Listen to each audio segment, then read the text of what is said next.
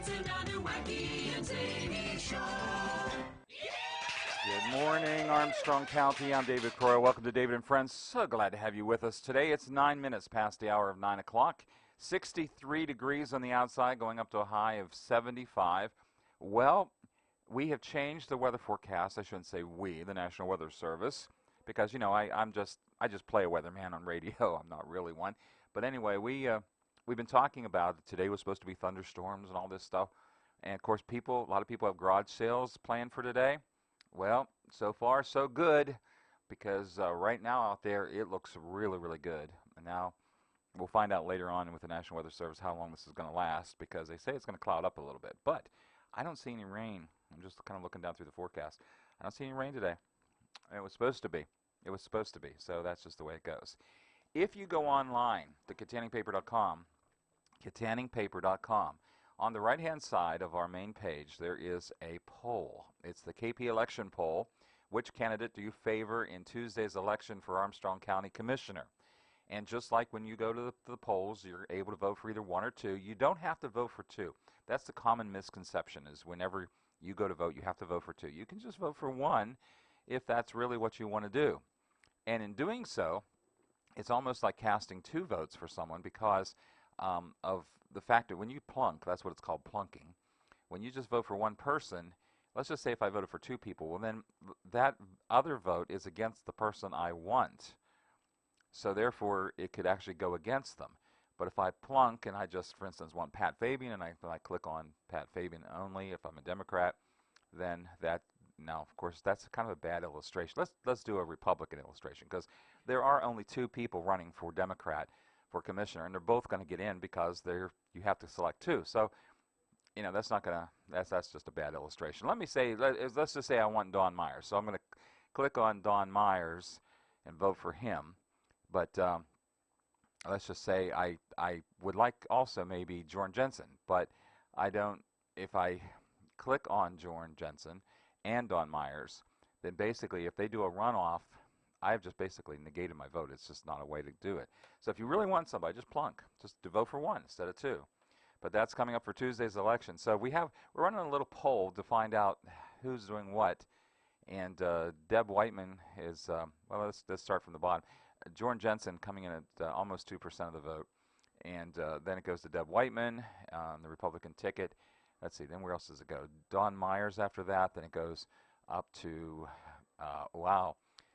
Jason Renshaw, then Greg McKelvey. Greg is winning by just 0.1% basically so far over Jason Renshaw. Now that's a pretty good showing, considering that Renshaw is the main one at this point. So that's just pretty wild. He is the guy. Okay. Let's see. Give me 1 second. I have to fix something here. I'm not sure what the problem is, but I have to fix it. Okay.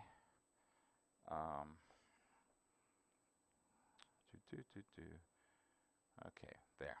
Now. All right, so now we fixed it. Pat Fabian leading, though, among everyone in the numbers. But Jason Renshaw and Greg McKelvey going neck and neck right now, so in our poll. And like I said, with Jason being the incumbent commissioner, that's not a good showing for him. Now, of course, shall I put my personal opinion in here? The views expressed are those of the host and not necessarily those of WTYM Radio. There, now I said it. So if I say anything, it's my opinion. But my opinion is, get all the bums out of there. Yeah, that's my opinion.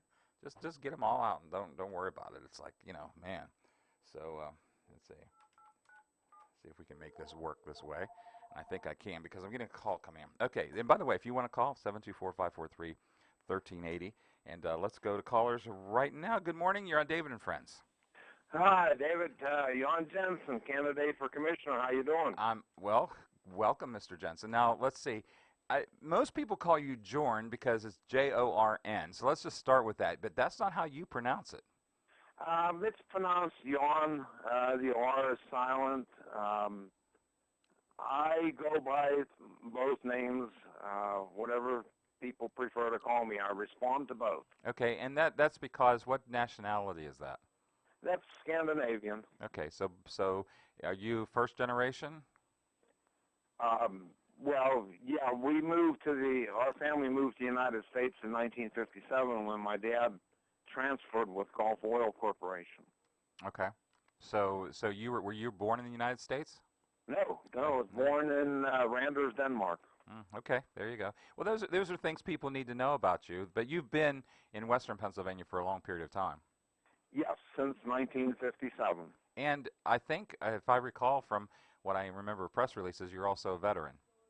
Yeah, I served in the U.S. Army Infantry, 1970 72. Okay, there you go. So you made the call today, so I'll let you pick the topic and what you want to talk about. Well, I wanted to talk about the attraction of industry to the area. You know, we can talk about the high taxes. We can talk about some of the things that go on up at the courthouse, and commissioners moving their offices 4 times during a term, and the costs associated with that sort of thing. But what I'd like to talk about is the industry. The main basis of my drive toward a commissioner is to attract industry to Armstrong County. We talk about business and industry. Industry is what brings business. Now, there has been some discussion recently, especially on the internet, that, well, let's invest in housing for people, and that will bring business and industry. Mm-hmm. Well, if you increase the population of the area, yes, that will do a number of things. One, for example, Katanning needing 4,000 or more people in order to get into the grant status. That's important, of course. It is very, very important because it looks like at this point we're only going to have 3,825 by the numbers of the survey. Now, compared to down in Manor Township, and they're well over the 4,000 mark. So, yeah, Katanning Borough is going to be hurting here over the next couple of years if they don't maintain that 4,000 in getting that annual grant process. Right. So the question I present to the listeners is, what will drive that population up? Will creating housing from what money? Creating housing that will bring in people, that will bring in business. In other words, if you're over 4,000 in Katanning, and maybe Giant Eagle and Get-Go will then take a look at the area to bring in, because they need population to bring in and set up a store and sell their goods. Well, I guess, Jordan, what we have to really talk about, though, is how do you get people to come here without having industry? You know, you can't just up the population because you say, hey, yeah, come to Katanning and live here because, geez, we just got a pretty Market Street, so that's why you should come here. That's not going to bring people. Absolutely. That's why I keep trying to educate people to bring in the industry. The industry will bring the people, will bring the business, will bring the development, will bring the solutions to blight. I have been on the industry side of shopping for locations, and we don't care. Industry people don't care about the housing for the people. They care about taxes. They care about a facility where good training can go on to train people for their type of work, like Lenape Tech.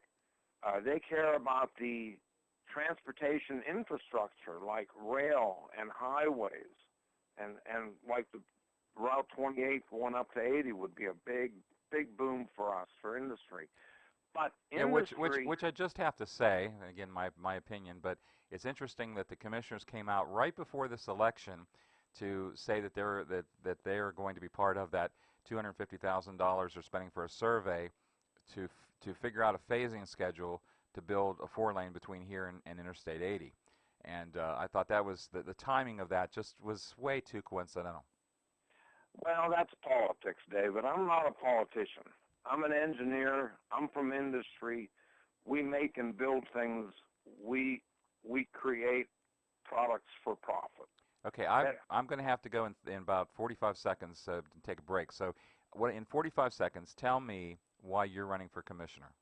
I'm running for commissioner to reindustrialize Armstrong County so that my grandkids can stick around here and work, have a living, and create a place to stay and make a living and live. And you think you can make a difference with just being one vote of a three-person panel? Can you make a difference? Absolutely, because I will be an ambassador to industry. I have industry contacts. I will do that. All right, there you go. Mr. Jan Jensen, thank you so much for the call. And by the way, anybody else who wants to call, 724-543-1380, 543-1380. All right, we're going to be right back, but let's check the regional sports, and then we're going to continue. David and Friends on the air with you. For the third straight game, the Phillies weren't close to as good as the Brewers. Good morning. This is sports from Radio PA. While the Phillies scored just 3 runs on 4 hits, the Brewers' bats erupted as Milwaukee put up 11 runs on 13 hits and clinched the series with an 11-3 victory. Christian Yelich set the tone with a solo homer off Zach Eflin in the first inning, his major league leading 17th long ball of the young season. Yelich then went yard again for his 18th of the season in the 8th inning as the Brewers hit 4 total in the game. Here's Gabe Kapler. We're capable of playing better defense than we played tonight.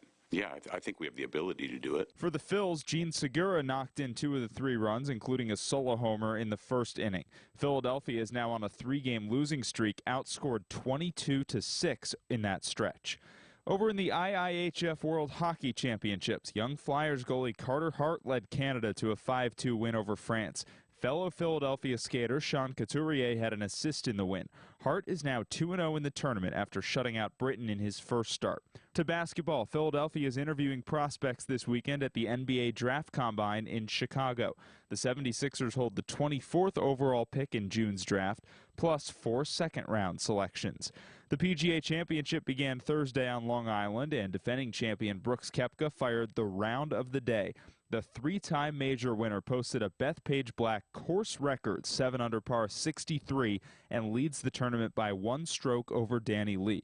Tiger Woods is 2 over par after 1 round, and Phil Mickelson is 1 under. In college lacrosse, 2 important quarterfinal matchups on Sunday determine who advances to championship weekend in Philadelphia. Number 1 Penn State meets number 8 Loyola Maryland at noon, while 4-seed Penn gets 5-seed and Ivy League rival Yale right after at 2:30 Eastern. And that's sports. I'm Andrew Scaglione.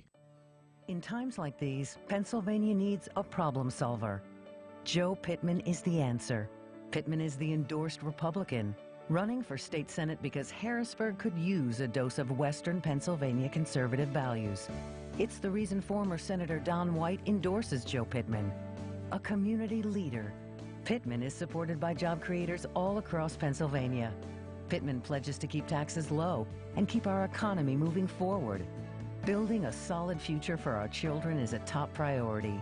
Joe Pittman understands we need to diversify our economy and push to improve our workforce development.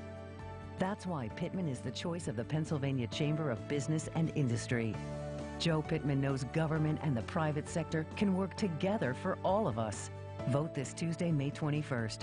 For State Senate, Republican Joe Pittman, endorsed, a special candidate for this special election. Paid for by Pennsylvania Chamber of Business and Industry.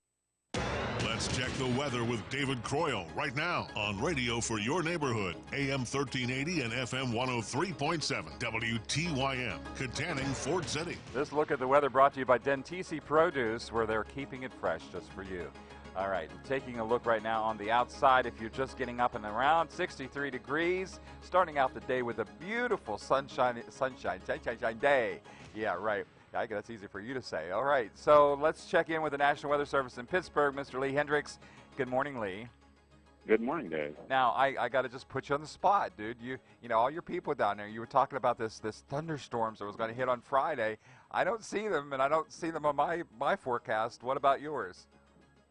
Well, unfortunately, they will be here later on during the day, and we actually do have some in the area. There's a number of them tracking up along Forest, Venango, Jefferson County, with other ones further to the southeast, and then over in northern West Virginia. We seem to be in a little bit of a sucker hole there in Armstrong County. Well, see, we wanted it that way because we have all these garage sales going on today and tomorrow, and they're big, the big ones. And so we wanted that little band of sunshine, and people are coming out and going around because, you know, it's nice out there right now. But you're saying, in other words, keep the canvas ready to cover up at any time? And carry an umbrella. Oh, now, tonight things will decrease significantly, and tomorrow is actually going to be a pretty doggone nice day with high temperatures up in the upper 70s. A little breezy, but we only have a 20% chance of rain in the morning on Saturday. And then we're going to be dry until Sunday morning when we have another chance for showers and thunderstorms moving in. But during the afternoon, we'll end up being partly cloudy with a high in the low 80s. Mm-hmm. Okay, so that's about 20 degrees above normal. Yeah, in the the 80s. Okay, keep me in the 70s. I'm okay. You get into the 80s, dude. That's a bit on the rough side for me. But me too. If it's 85, I run for the air conditioning. I know. Isn't that the truth? All right. So as I said, 63 right now, and we're gonna just keep upping a little bit more today, and hopefully the rain will go away. But Mr. Lee Hendricks, the meteorologist of the hour, says to make sure you bring your raincoat or bring your umbrella, whatever it takes, but you're going to have to bring something, right? Yeah, that's pretty much the story. All right. Lee Hendricks, National Weather Service, Pittsburgh, Pennsylvania. It's right now 25 past the hour. If you gotta get up, If I gotta get up, I gotta get up. do it with us. And go, go, go! David and Friends, weekdays on WTYM, Katanning. Happy birthday, your special day to you. Yes, to you. From WTYM to all of those of you that are having birthdays today, we just wanted to wish you a happy birthday today. So we kind of played that just for you.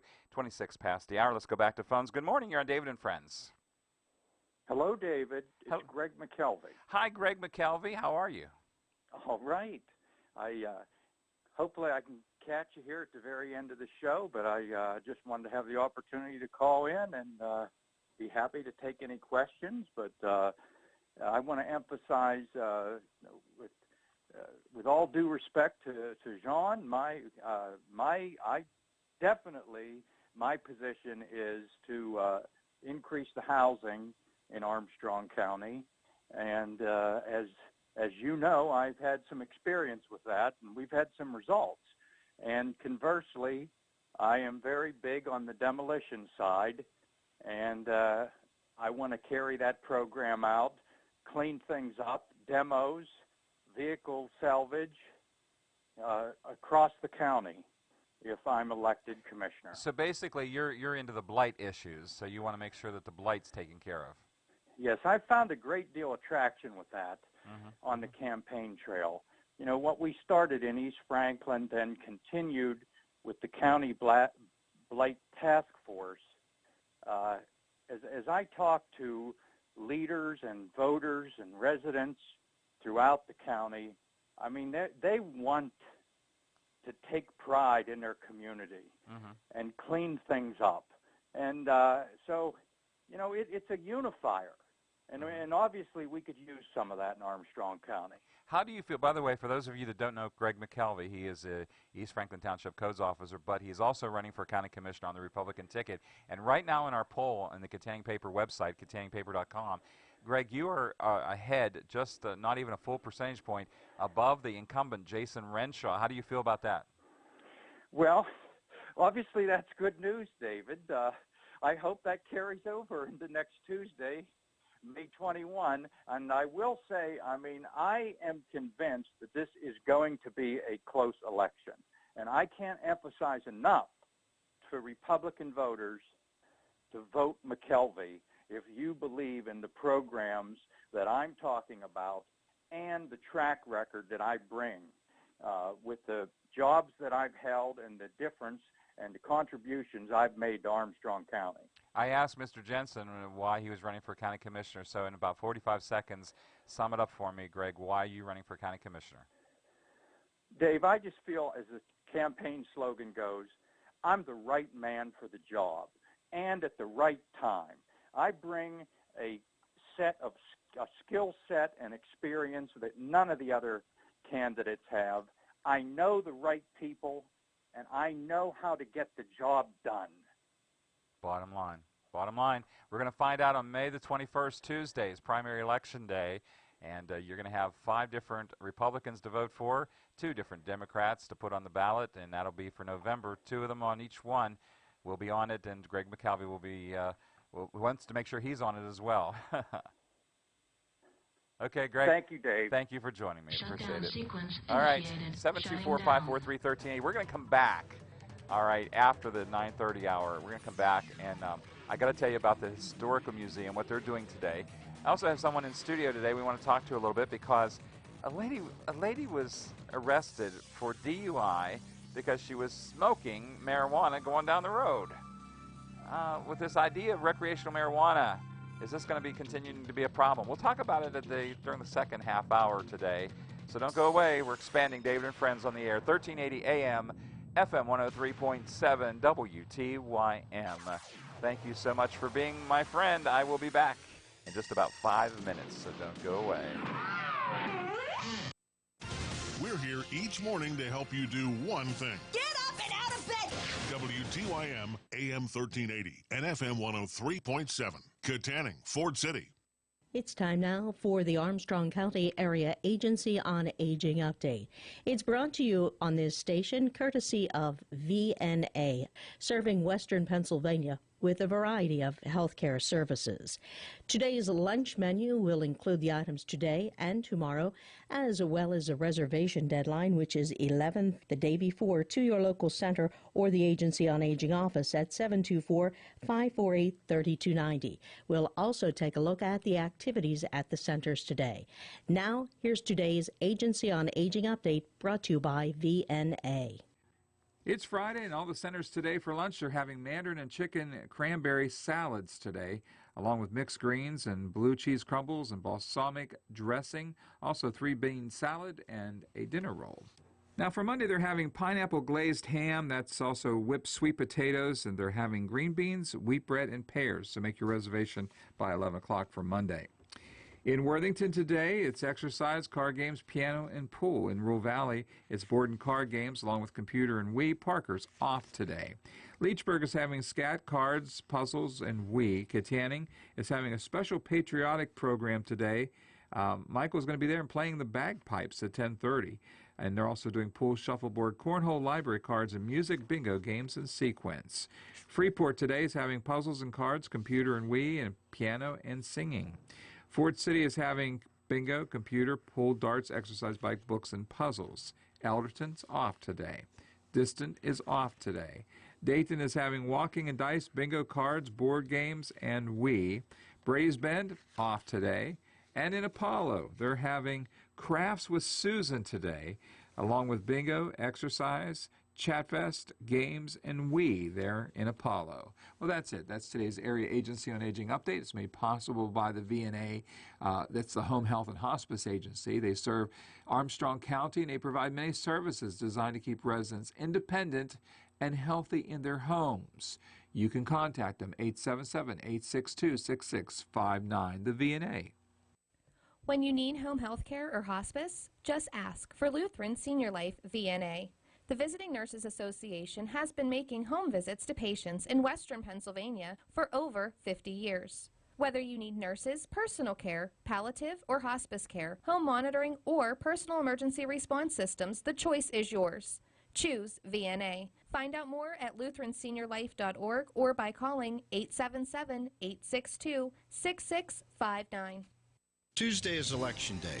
I'm Joe Pittman, candidate for State Senate, respectfully asking for your vote. During this campaign, I've met with many of you to understand the challenges facing our community. My experience will allow me to serve as your senator starting day one.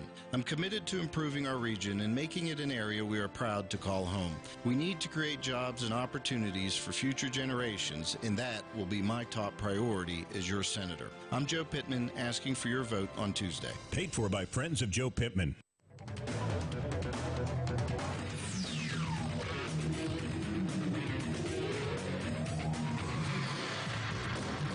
Welcome back to David and Friends, 1380 AM FM 103.7 WTYM. Today we're going to be doing something a little bit different in this segment of the program because I am with some folks from the Armstrong County Historical Society, and let's just go around the room. You are? I'm Larry Vorp. Good morning, David. Glad to be on the show. Tyler Woodside. And? Jim Johnson.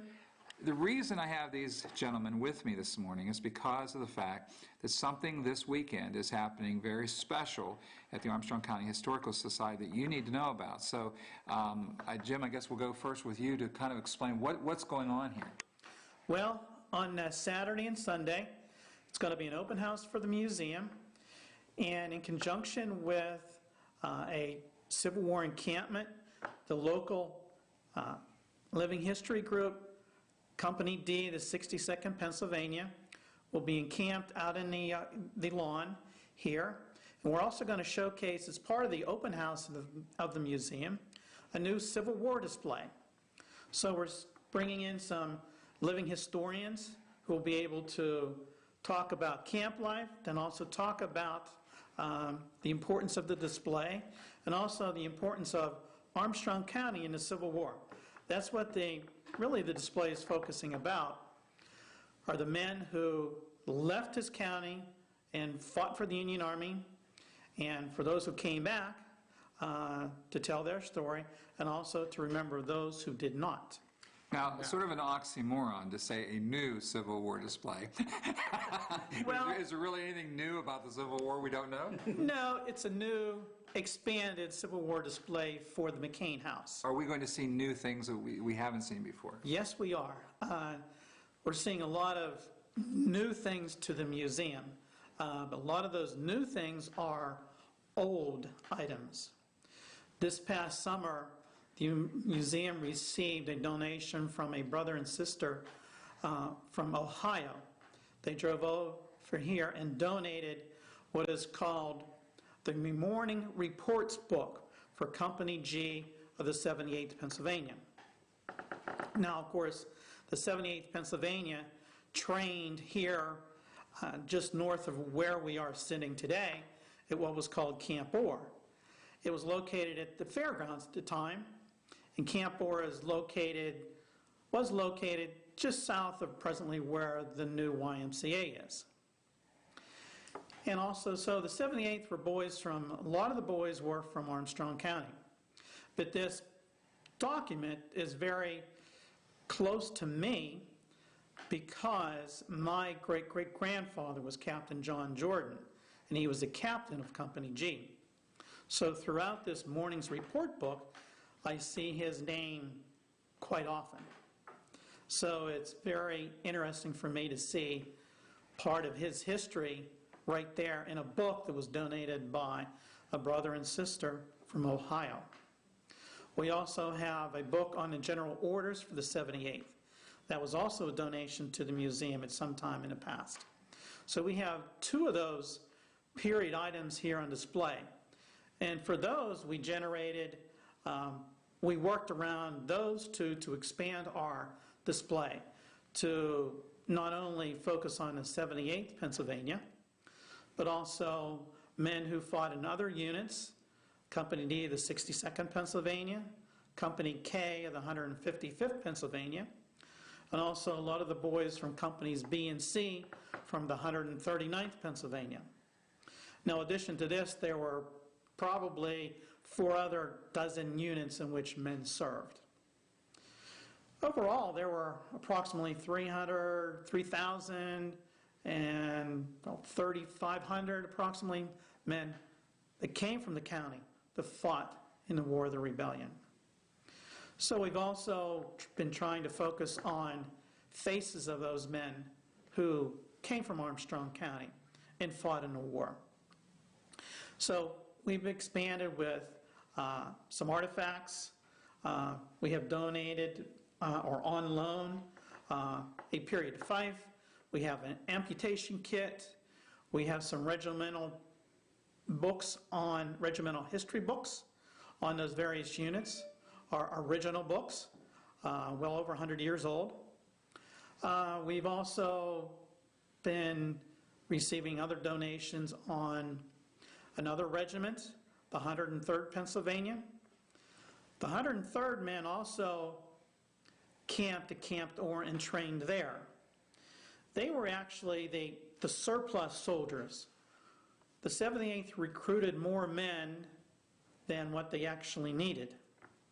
So after the men of the 78th mustered out in October of 1861, those men who were left over helped form the 103rd Pennsylvania.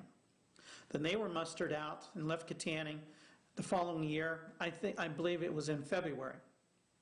That was a unit that suffered a lot of hard work and a lot of hard luck.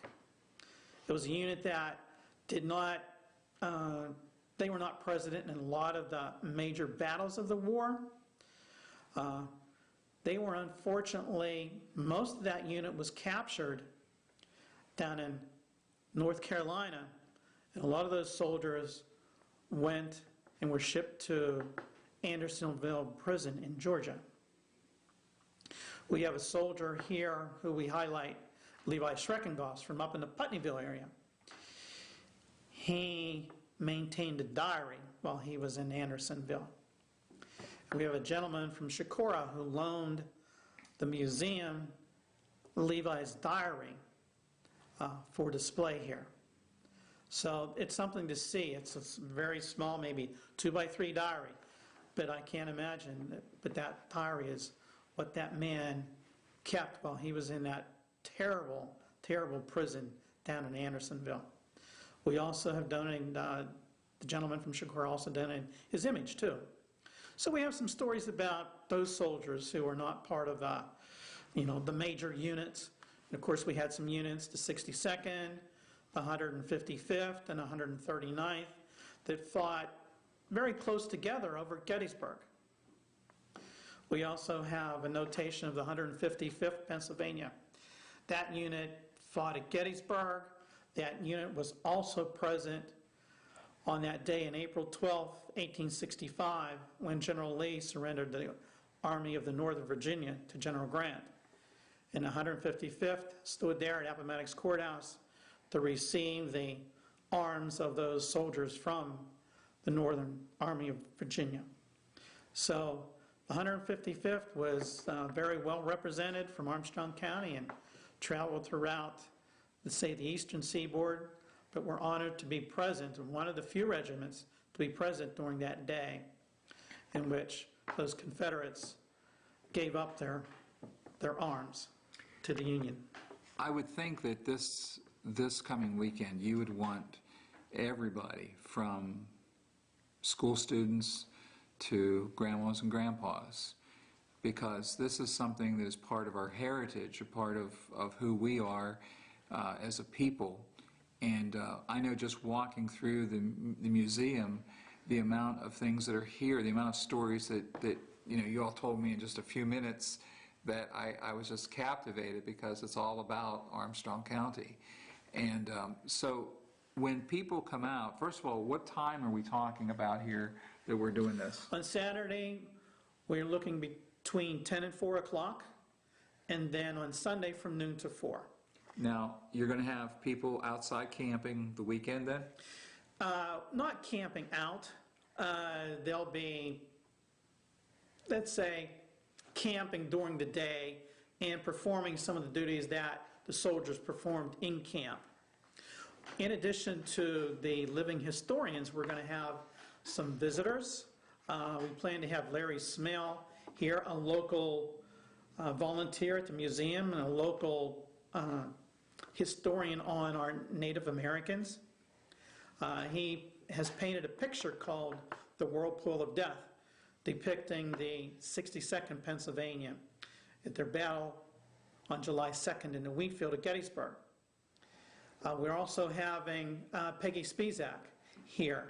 Her husband wrote a book on the 62nd Pennsylvania. We're also having two gentlemen coming out from the Pittsburgh area who are on the backstretch of putting together a book on the volunteers at 139th Pennsylvania. So in addition to the living historians, we're going to have some visitors here that will be focusing on, as I said, some books written on the soldiers, and also a painting depicting some of the soldiers here that came from Armstrong County. Is there a cost to come out to this weekend? There is no cost. Of course, the museum is always willing to accept donations if people want to. But of course, the museum is open to people of all ages. There's a lot of history here shown, a lot of history spoken by the members of the society. So it should be a very good event for people of all ages. I hope we have them packed all around, and I hope the weather is good. I tell you, you're going to learn a lot, for sure. I mean, I used to reenact and do all that stuff, and it is amazing what they do as those living historians. You know, they'll show you how to load the rifle. You're going to hear fire, you know, you're going to hear musket firing up here over the weekend, so whoever, you know, nothing to fear. That's gonna be, we cleared that with the police department already.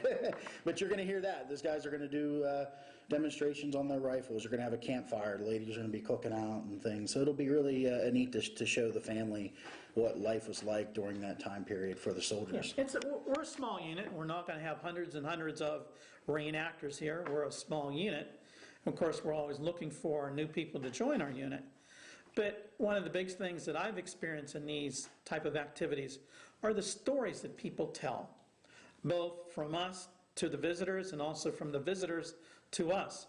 We always like to hear people tell about what they know of their ancestors.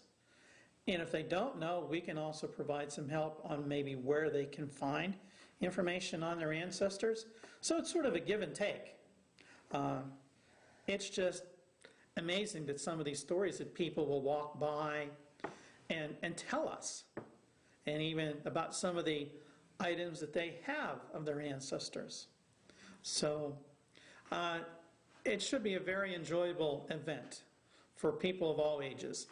I'm looking forward to it. That's this weekend, folks. It's Saturday and Sunday. You want to come on out to the Armstrong County Historical Society, and it's, you know, it's been here for a long time. Maybe you were like me. Maybe you went a long time ago, and you're saying, well, it is what it is. No, it's all been redone. This is a newer display for the Historical Society. You're going to enjoy the museum. So come. Outside things going on, inside things going on. You're going to enjoy it. I'm David Croyle. This is David and Friends. We'll be right back with more in just a moment. Stay with me. Here's an excerpt from The Selfish Path to Romance by clinical psychologist Dr. Ellen Kenner. Your intuitive first reactions to a prospective romantic partner may get you into trouble if you let your initial gut response color everything else, overlooking characteristics that could cause serious problems down the road. Or you may ignore positive characteristics that could reverse an indifferent or an even somewhat negative first impression.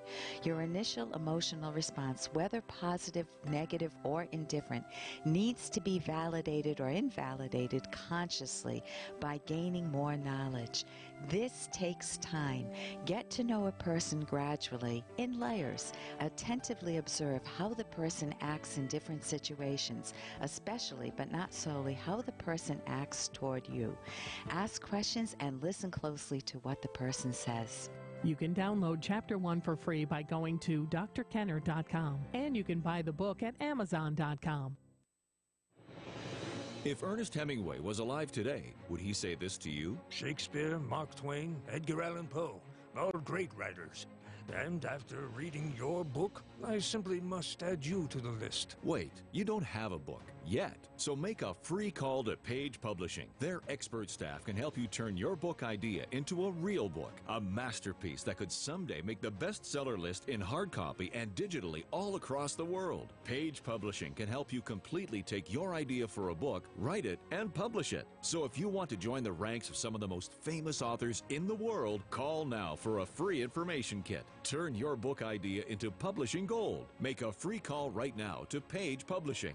800-215-6815. 800-215-6815. 800-215-6815. That's 800-215-6815. If you gotta get up, I gotta get up, I gotta get up. do it with us. And go, go, go! David and Friends, weekdays on WTYM, Katanning. If you got to get up. You do got to get up with us. It's about 11 before 10 o'clock. So it's actually 9:48:44 if you're, doing your timing off of our network clock. All right, as we continue with David and Friends this morning, I have, and you know what I did in that break? I didn't move the. Okay, excuse me, folks. We got to move the camera down because we have a guest that's seated across from me, and that means I have to get the camera on her. So there you go. Those of you watching, you just saw me go do that, but that's okay. We're just home buddies here, right? Okay. On the other side of me this morning happens to be Jody Taylor, and Jody, good morning. Glad you're here. Good morning, David. Glad to be here. And Jody, you can just join the conversation because I just have a bunch of stuff that I'm talking about. So just jump in anytime you want to. And okay. But this came across, and it's online in the KatangPaper.com. But here's a lady, 47 years old, from Ford City. Now you talk about people that want recreational marijuana. And I understand, from some points, it's sort of like the person who drinks a little bit more than they should, but they go home and do it, and they do it at night or whatever, and the next morning they're fine and they go out and go back to work, whatever. And now I don't condone that necessarily, but they're not hurting anybody else. They're not out on the roads, on the streets. This lady, on May the 9th, in the morning, at 7:41 in the morning, the state police stopped her vehicle on Route 28 South by exit 19, and she was in possession of a small amount of marijuana in a glass smoking pipe, and she was impaired. She was high. I can't at 7:41 in the morning. That's like saying, okay, well let's have the alcohol. We got to have our gin the first thing in the morning or whatever. I don't know. Isn't that weird? She couldn't deal with the day already? I guess, The job's that bad. Yeah, I mean, I would get a different job, if I were her. If she was even going to work. Who knows? Yeah. Well, yeah, it just, when I saw this, I just went, seriously. So, here again, how much more of this will happen? Because I do believe that they're going to legalize marijuana in Pennsylvania for recreational use. I see it coming. And that's, the legislature and the governor, is all moving down the road into that part of it. And but then how much more of this are we going to have because you don't realize, a drunk person most of the time doesn't realize that they're drunk. They may be they'll call it buzzed. I've never been drunk. Have you ever been drunk? Sure. Yeah, have you? Okay. Well, I never have. So I mean, I'm not. It's fine. I'm just. I have to admit, well, yeah. I've been there. It's okay. Not when you get in the car. Well, yeah. I'm just saying though. I don't know that feeling because I have never been drunk, and so therefore I can't identify. But I have been around people that are drunk, and they don't get that they're I'm just buzzed. Yeah, right. Okay. And I no wonder people I don't know if I buy that. No wonder they take videos of them when they're acting stupid, because it's like I guess it is funny, but I think it's sad myself that you have to be so far out of touch with life in general and all this. It's just, I mean, how sad it is. But nevertheless, it is what it is. So this lady, she's driving down 28 and she's high. I mean, they still say it's DUI, driving under the influence, and then they have D, which means influence of a drug. And but 47. Okay, now let's just go a little bit further with this. Okay, if you were 21, I could go. You're young and stupid. Almost, yeah. But you're not stupid at 47, or at least you shouldn't be. Well, that's questionable. Obviously, there are some 47-year-olds that. Well, obviously, don't have as much sense as the 20-year-olds. Yeah, I mean, I can't imagine that. Here you go, you at 7:41 in the morning, you're out there and you're driving. I can't even think of an excuse why you'd have to do that. So nobody's watching you, obviously. No one is monitoring your activities. So I don't know if you're a single person or if she was married. I don't know what the disposition of her. Because it doesn't even say who it is, because they have to wait for the lab results to come back and everything before they actually charge them and all that stuff. So, oh my gosh, but scary. Yeah, it is. And just to, I'm afraid of what I mean, right now, I can sit here, folks, and I can go over this with you. Here's a DUI, a US 422 West at Claypole Road in Worthington Borough. Okay, a 41-year-old female from Butler who was intoxicated driving at 10:41 at night. Now, I go through, and you understand that our state police patrol the whole way to Pittsburgh Mills and beyond, and because that's their corridor, and so they have a pretty big area to patrol. So in that area down there, they're also picking up people. Here's somebody that had 3 bags of suspected crack cocaine. Here's somebody that was possessed a firearm, and they had a felon, and they weren't supposed to. Here's somebody that they initiated a traffic stop. He had a warrant for his arrest, and he had 11 bags of heroin and 7 suspected Xanax pills. Oh my gosh! Here's somebody, and this is all in just a couple days' time here. It had. No, see, that's not the one I want to. Give me a second. I just want to make sure I'm telling you the right thing before I do it. Yeah, here's one. There was a warrant for his arrest, and so he fled on foot when he stopped him for vehicle code violations. Now, I just got to say, now the kid's 27. I call him a kid because of my age. But, okay, at 27 years old, don't you think that you still should have enough? If you're going to go drive, and you've got a warrant for your arrest, excuse me, he was in possession of almost 1 ounce of suspected crack cocaine. Wouldn't you think that you're going to at least have your vehicle, that it doesn't have a burnout headlight, it doesn't have a burnout backlight, whatever, that you're going down the road and they're looking at you and going, look at that vehicle, it doesn't have it has something wrong with it. Just and they pull you primed over. to get yeah. Yeah, I mean, they pull you over. How? Because it sounds like he doesn't make any good decisions. But yeah, I mean, it's just, again, it's crazy. It's just, these are just things that have happened, folks, just recently. And I mean, we have the state police reports, and I'm just kind of going through them so you can see what they are. A DUI in South Buffalo Township, and 193 bags of heroin seized from the vehicle of Michael Dunn, 36, of Katanning. 193 bags of heroin. And he had a 19-year-old and a 20-year-old with him. Now, it doesn't say that what their involvement is, but still, you had 193 bags of heroin on your personage. I'm just going through this, folks. This is one day's report that we got. Here, somebody was stopped for vehicle code violations. Again, they concealed 8 bags of heroin, and she went to the Armstrong County Jail, Elizabeth Road of Bellevue. Actually, she went to the Allegheny County Jail because it was down south. Here's another one from somebody from Vandergrift, and drug paraphernalia, And this one, they were already in the Armstrong County Jail. And they find drug. How do you do that? How do you find drug paraphernalia on somebody who's an inmate? I mean, I just, I just can't understand that. I know it happens, but somebody missed something on the way in on that one.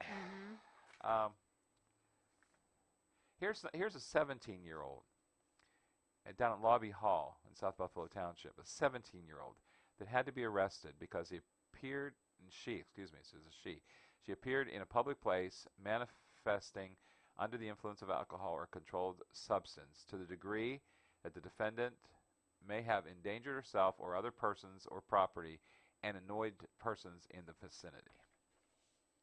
17 years of age. I'm just going through it because these are things we should talk about, folks. It's just important. I mean, we should definitely be talking about them. All right, I want to talk about one other thing. Now let's go to something much, much more fun. You got to come around in just a couple of days. We're having the Armstrong Fun Day, the Armstrong Trail Fun Day. That's going to be on Saturday, June the 1st, National Trail Day. And they're going to have this really big thing going on at the Nautical Mile Campground. And they're charging $30 for adults, $20 for kids. But it's going to have a whole big thing going on. By the way, if you're hearing whistles, that's the Katanning host company number 1 who's driving by and going to, a fire of some sort. Yep, there they go. Uh-oh. And that's the tower truck. Okay. So anyway, back to Saturday, June the 1st. They're having, you begin your morning adventure at any of the designated parking areas in Katanning, East Brady, Phillipston, or the Nautical Mile Campground and Marina, or anywhere on the trail. But you come and check in for lunch about 11:30 to 1:30 at Nautical Mile, and they're having all kind of stuff there. They are having a 50-50 basket raffle, and they're having cornhole tossing and horseshoes all day, and campfires for roasting hot dogs, marshmallows, and s'mores. It's going to be catered by Gardas. So we're talking about some really good stuff happening here, and they're having all kind of, they're having water, lemonade, iced tea, all that fun stuff, and you're going to be able to get a T-shirt, all kind of fun stuff. So I want you to plan for that, because it's going to be a lot of fun. All right, folks, that's it. I'm going to get out of here. And Jody, thank you for joining me today. I appreciated it. Thank you for having me. I enjoyed it, David. Yeah, this was fun. All right, coming up on Monday, though, what I wanted to tell you on this Armstrong Trail Fun Day, we're going to give away 2 cases of Nature Valley granola bars. 2 cases, not the Boscas, 2 cases. And we're also going to give away 2 free registrations. That's a total of like $70. After being cooped up inside all winter, there's only one thing to do. We're gonna go out and party! Happy spring from WTYM.